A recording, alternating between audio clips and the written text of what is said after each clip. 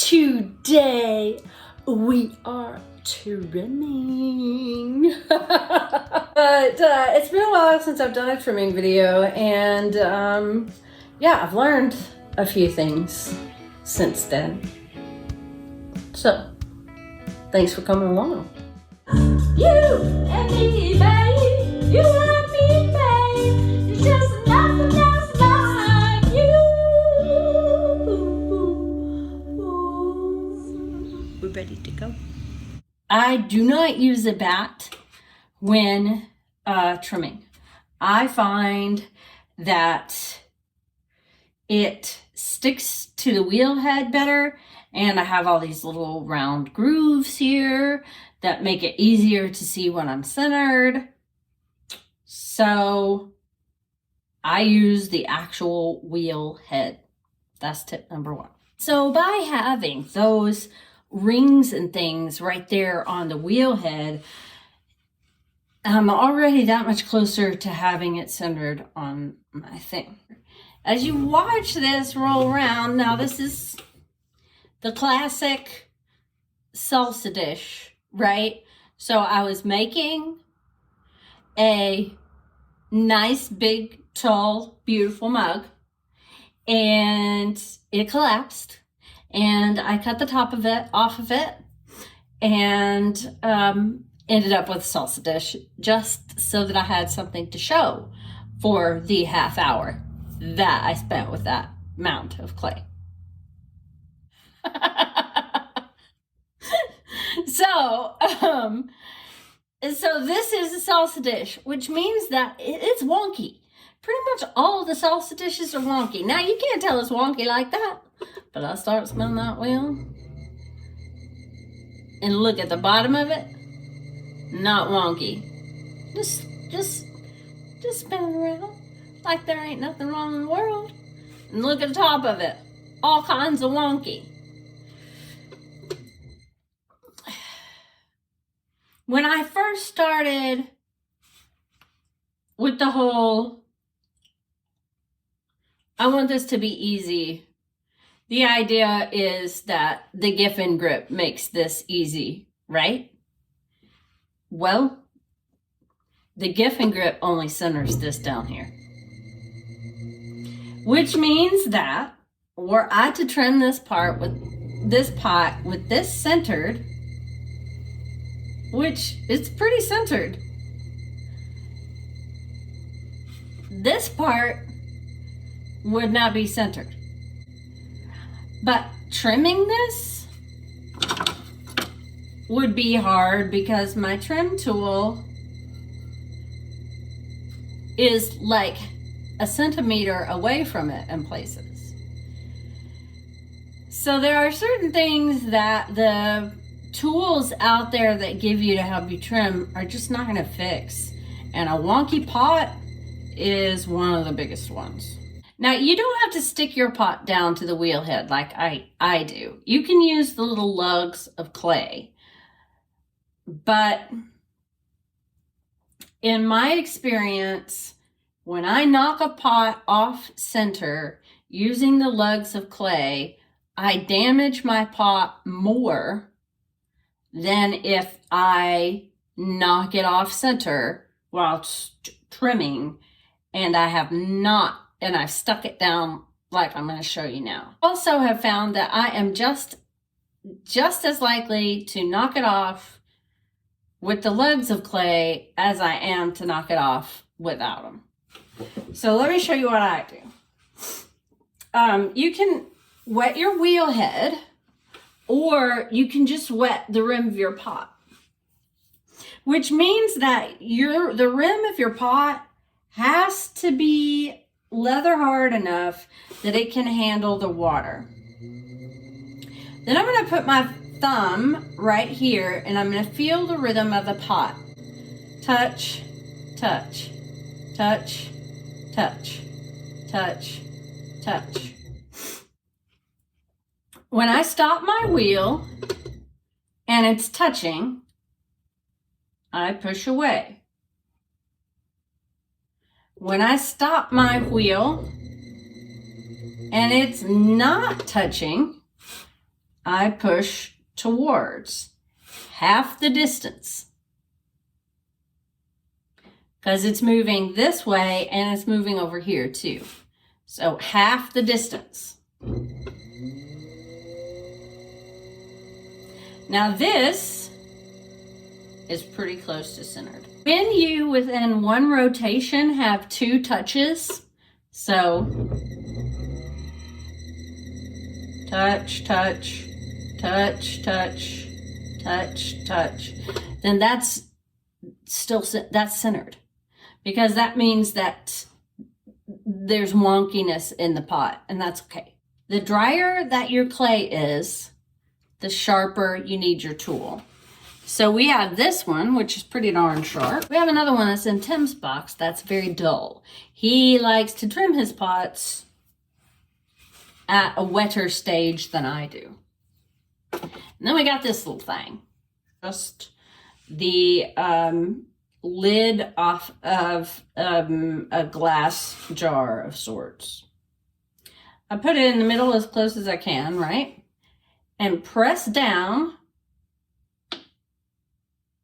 until I hear that pop. At first, you may not want to be, you may feel like, oh wow, that's way too hard. No, not too hard. Not too hard, even on softer pieces. And this piece is a little drier than I liked to trim, but you know, sometimes it's too dry. Use a sharper tool. Okay. Now, I did not mention this earlier, but trust me when I say you should feel of the interior of your pot before you start, because you need to know what shape you're looking for and where your thin spots are, where the belly of the pot moves towards the floor of the pot. However, even if you don't do that, your pot will tell you exactly how thick it is as you're trimming it. If you tap it with something. I'm going to use this because it makes a nice loud sound.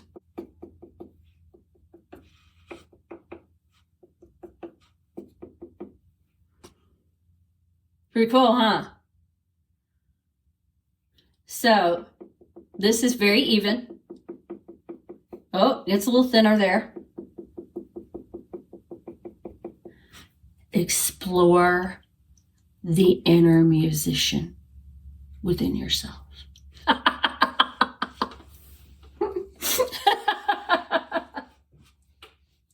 And this is great. When these are real hard, they make a nice loud sound, and they don't mar your pot. So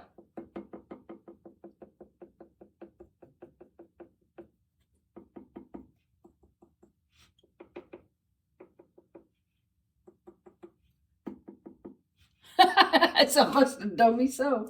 Anyway, when it's all the same note, it's all the same thickness. So there you go. So I've done this. And now how to hold this to the wheel head without it spinning off while I do the inside. That's Herbert's job. Herbert! Actually, Herbert's going to kind of oversee this job. This is Herbert's girlfriend. They both got into the accident. Put Herbert's girlfriend right here. Put my thumb here. Herbert's overseeing the whole thing.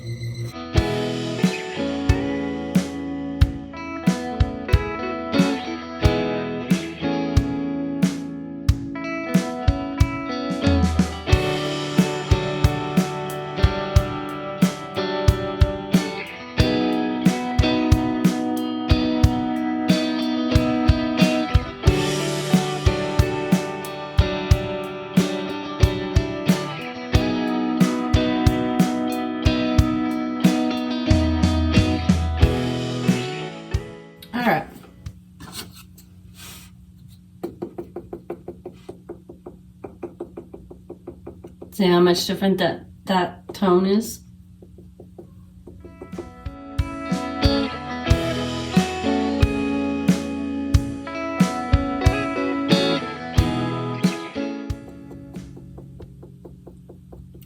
So that right there, same thickness. And I'm liking that foot. Now, I have this beautiful spoon. I bought this spoon at the Dollar Tree. So it cost me $1. Check out what it does to this foot. And this foot is gonna come out of the kiln. Oh my gosh, baby butt soft. It's a game changer. Because of $1 spoon. Now, if your pot is big enough, or if your spoon is small enough, you can do the inside here. You can do this outside. You can use a little coconut rib like this. That works too. But this takes the place right here. This takes the place of sanding your bottoms at any stage. Leather hard, bone dry, bisque wear takes the sanding feet stage out of it. Look at how smooth that is. And it will stay that smooth all the way through firing. All right, this dude's ready to sign. Getting it off.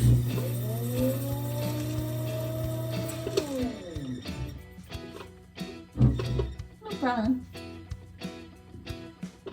No problem. Now, some people may be like, I don't like all that bra do.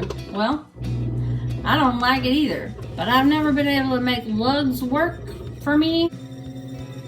So I find just a little sponge like that, and they just ball up all nice and neat. And I can just pick them right off. And if I can't pick them off right now, I can pick them off when they're dry. But I can do a tad bit of burnishing to the rim to get rid of that texture that I just brought out with the sponge. So now, for those of you that want to learn the ever popular Tap Center, the same rules apply as far as the rhythm of the piece on the wheel. So I have my thumb here, touch, touch, touch, touch, and then I'm going to put my other hand here, bump, bump, bump, bump, bump, bump, tap, bump, bump, bump, bump, bump, bump, bump, bump, bump, bump, bump, tap, bump, bump, bump, bump. Get the idea? I don't know. My pressure. I told Tim that, and he was like, "Oh my gosh, I can do that for the rest of my life." Go down here to the middle sometimes. Bump, bump, bump, bump, bump, bump, bump, tap. That actually seemed to work. I think I can call this centered now. Sometimes I can do it and sometimes I can't. It just takes a lot of practice. But that's how you practice. Good luck. I just kicked this one off center. And as I said, that happens for me just as often with the lugs as not.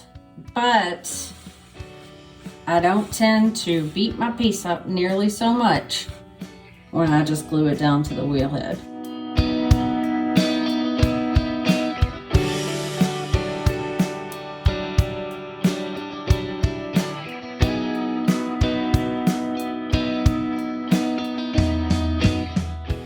Okay, and if you have problems with the rim, I've got this little bisque fire bowl.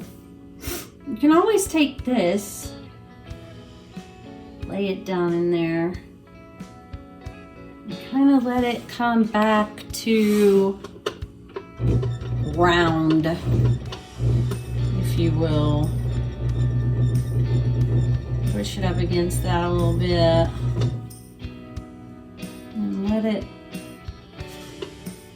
come back to round. You don't want to push the bowl into the cut because you might start a fissure,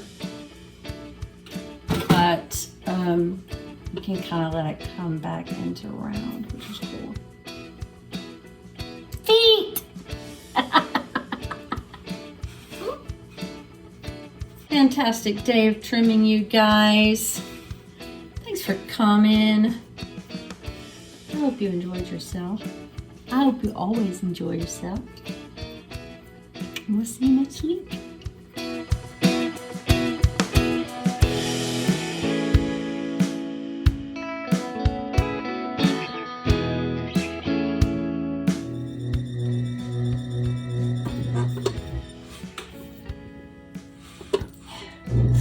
Yeah, I'm giving up on that. Because your pot will tell you, oh my gosh.